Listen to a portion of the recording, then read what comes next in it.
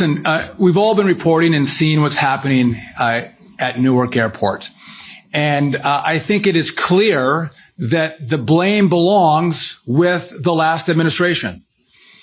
Pete Buttigieg and Joe Biden did nothing to fix the system that they knew was broken. Well, you've been saying that this is decades-old problems, and these issues have been present for years and years and years. So why didn't this administration initiate changes in their first administration? Got them.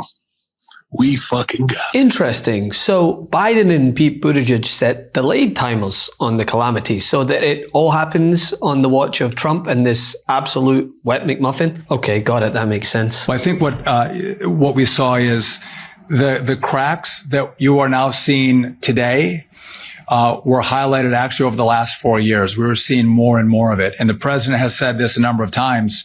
He had a plan to come into the second part of his administration because he knew what was going on to actually fix it. Some money, some billions of dollars were allocated from the last administration to this effort, and it was wasted. You don't see any result of any money that's been spent over 4 years. And by the way, they had no problem spending money. They spent a lot of money, and they didn't spend the money here. The president was understanding the cracks at the end of his administration and was going to fix it 4 years ago.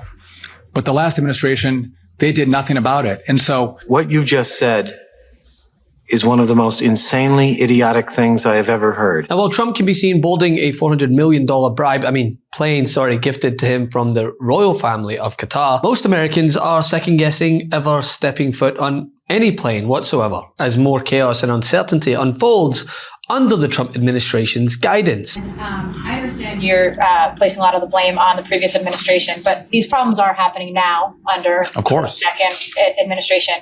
Are you just unlucky, or are there some real issues that need to be addressed under this current administration? If you buy a used car, you drive it home and go to bed, wake up the next morning, drive to the store, and it breaks down.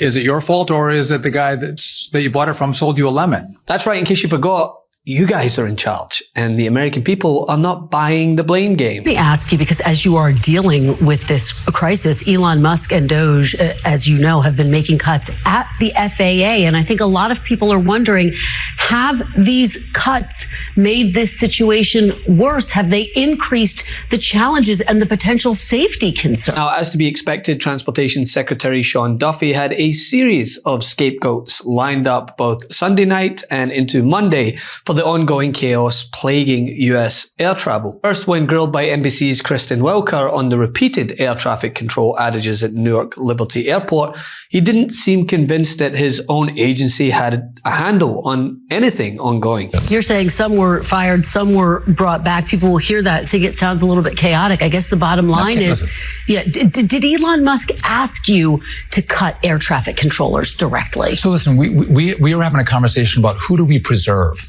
And again, I wanted in those probationary employees to preserve air traffic controllers. We went back and forth, and Elon agreed, the president agreed. Of course you want to keep air traffic controllers. We're trying to hire more of them.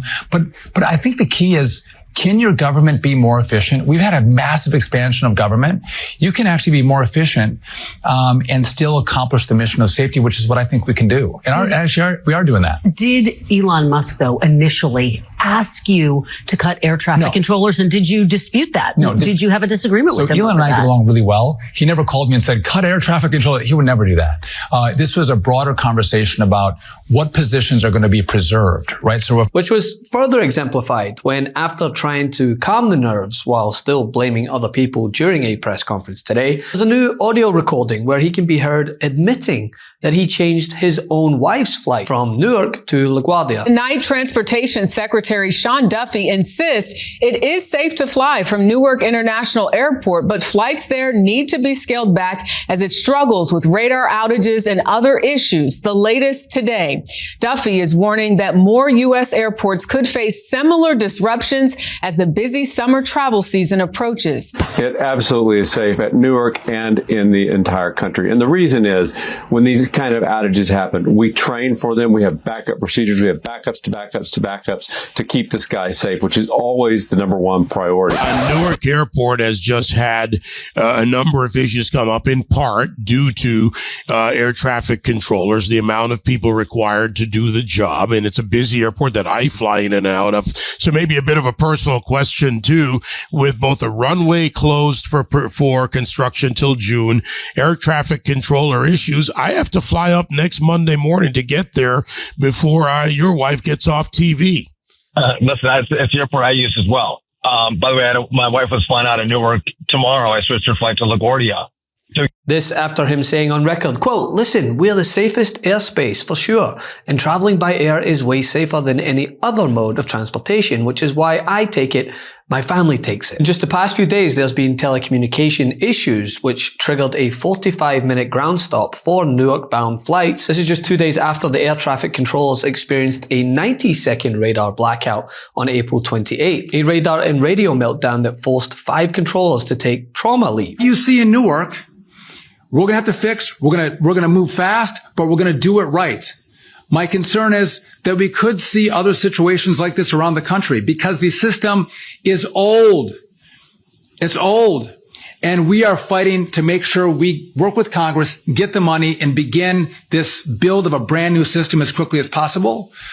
This couldn't happen without the leadership of President Trump, who, again, I'm going to say, he talked to me when he gave me the job. He knew how old this system was.